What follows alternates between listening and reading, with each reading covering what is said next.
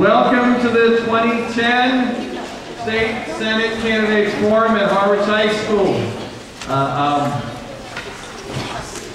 Wait till we get settled. But let's actually all introduce candidates and please give a round of applause. First for Republican Jim Crocker.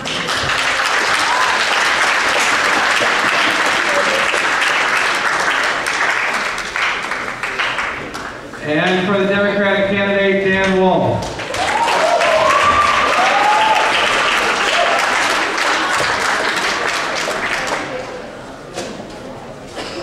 All right, I will ask the audience now to hold your applause for the remainder of the forum so we can have the most time possible for asking and allowing the candidates to answer. I want to thank the candidates for coming today, for making the time to meet with us in what is a very busy campaign season, less than 2 weeks until the election. The format of the debate will start with 90-second opening statements. Then we'll have questions from our student panel. The candidates will have 90 seconds to respond to each one of those questions, and then we'll conclude with 90-second concluding statements. The two young women in front are our timers. When she'll put one hand up when there's 15 seconds to go, the second hand up when we've reached the 90-second, and then they'll conclude their statements. All right, so we'll start. I should draw by lot, and I will arbitrarily pick Mr. Crocker to begin with his opening statement. Harwich needs a new high school. No, I'm sorry. No, we're going to start with your opening statement. Thank you for your enthusiasm, Rebecca. Actually, it's nice to see the enthusiasm. Thank you all for having us, Mr. Dixon. Congratulations on your efforts here to get the crowd out. It's very important that we all have an understanding of what the elections are all about and what we're facing in a year like this that's going to be monumental for sure. I think myself, I'm a Barnstable boy. I walk around your administration, I see a few familiar faces.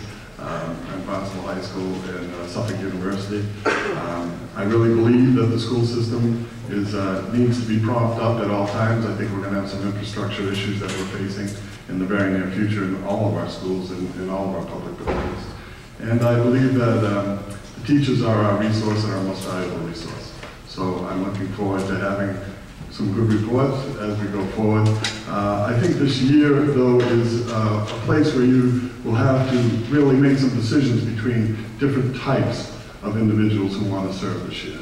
Mr. Wolf has been very kind through the process for me and with me, but we have some distinct differences, and hopefully we'll be able to display that today for you. So thank you. Thank you for having me.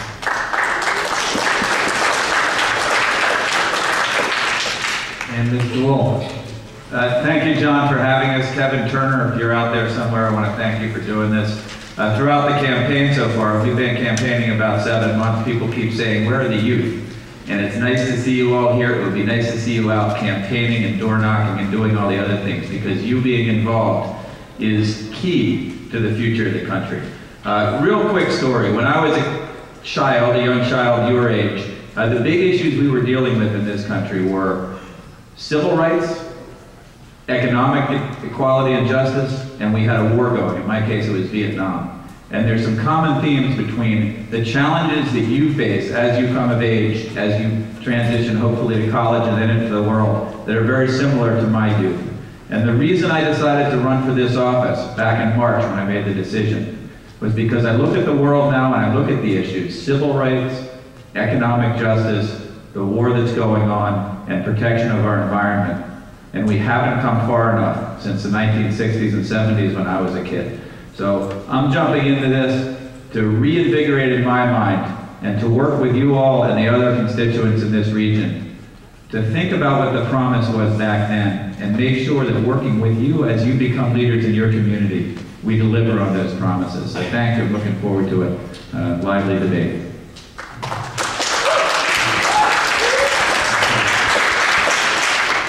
Okay, I will ask again that for the responses to the questions, let's please withhold our applause so we have the most time we can to respond. Okay, the first question will be asked by our enthusiastic Rebecca Siegel.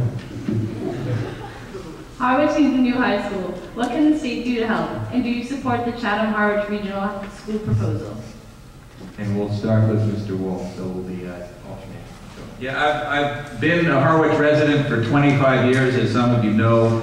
Raised 3 daughters in town here. I live up the road in North Harwich. So I've been watching this regionalization. This is, I think, the 3rd or 4th time I've seen the issue on the table in the last 25 years. I'm a huge supporter of it, because putting these 2 school districts together, I guess you're going to sort of eliminate the opportunity to play against each other in sports. But other than that, it's going to enhance the ability to do extracurriculars. It's going to enhance the ability to really nurture the creative side of the mind with programs like music, with programs like arts, and the other things that if we allow the current status quo to continue, those programs are going to have to be cut and looked at. So there's tremendous incentive on a state level now. Transportation funding will be there if we regionalize, and also funding to build the new school, which we're talking about building, and that's all part of the same package. So watching the demographics and the numbers as we go forward, I think that regionalization is a huge opportunity for your younger siblings, I guess.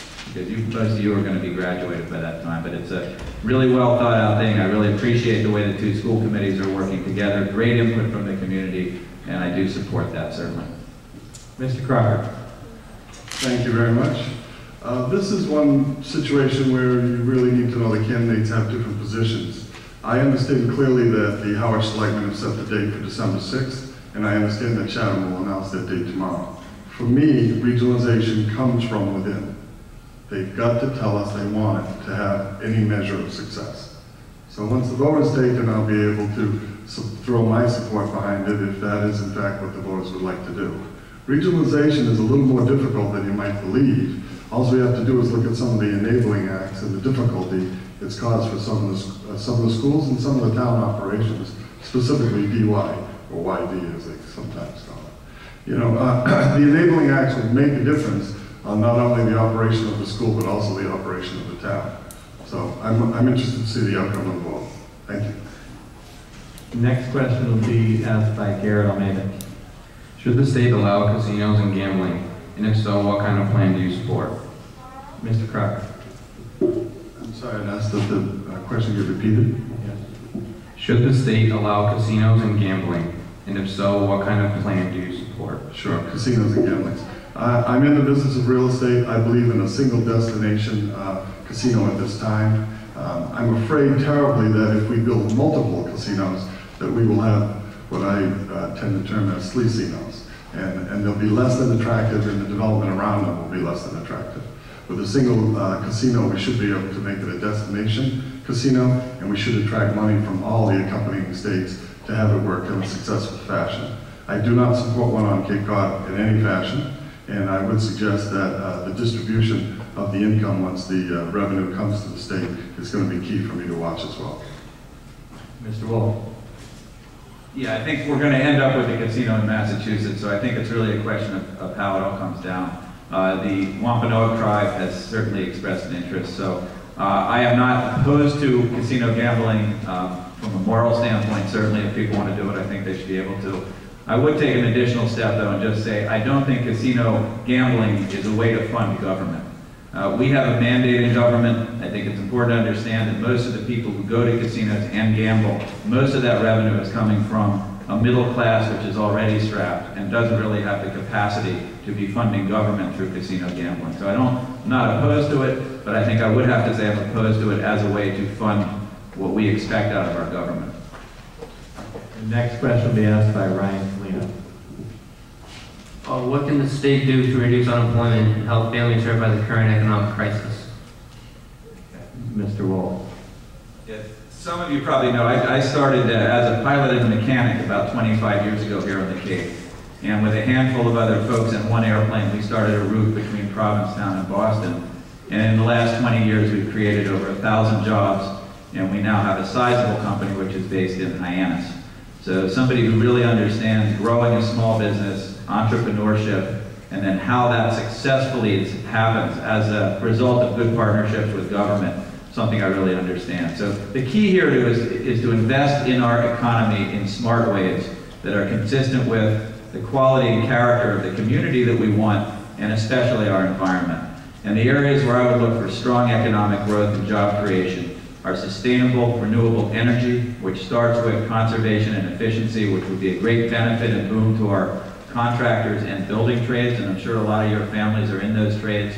Renewable energy construction, and on our hangar in Hyannis, we have just constructed the largest renewable energy project, solar project in eastern Massachusetts, providing electricity for 30 homes. That's a great model of what we should be doing more of in the Commonwealth, because it's a stimulant for job creation. I think we also need to look at high-tech and technology. As you know, Cape Cod has just gotten high-speed internet access through Open Cape, and I think technology offers a great opportunity there as well. Mr. Crocker. To shore up our economy is going to take a real inventory of what it is that we do and what it is we do well, and what our zoning has allowed us to do. We really must focus on the businesses that are here to ensure that they stay healthy and provide a trickle-down economy through the process. So I'm more about studying the commercial zones that are in the towns this time and trying to find highest and best use for it. Highest and best use can come at a very green color. Highest and best use can come with modern technology. It creates an abundance of jobs, and it also gives incentive to the entrepreneur. If you want to have a job on Cape Cod, have an entrepreneur create it. And so I believe we can do some good for the entrepreneurs, and that would be the best thing we can do to get our economy back on track. The next question will be asked by Tyler D. Simone. How can Massachusetts make its state college system better and more affordable? Starting with Mr. Crocker. Don't give them a 12% cut like they did this year. Budget's down 1%, UMass took a 12% hit this year. Why? Because the one-party rule said that the parents will pay the fee to put their children in school. I can't agree with any of it. I can't agree with any of it. Affordable school comes at a luxury to all the rest of the taxpayers. But we have to believe in our school system and the quality of our neighborhoods to have successful school and to have people go on to continue their education, and so that they find sustainable jobs on the Cape and in the state of Massachusetts. We can't have reckless cuts like 12% to UMass. Mr. Wolf. Yeah, and I'm not going to take my full time, so you don't have to raise your hand this time. The key to good education is not only about investment, and Jim is right, we can't continue to cut education funding and expect the schools to continue to improve and be competitive on a world basis, which they need to. In 20 years, and this is the key that you need to keep telling adults, we're going to be the leaders in 20 years. You better invest now every dollar that you can on education, because when we're leading the world in 20 years, we need to be as educated as we possibly can. So the key is to make sure that the dollars flow there and to make sure that public education is as accessible to as many of you as absolutely possible.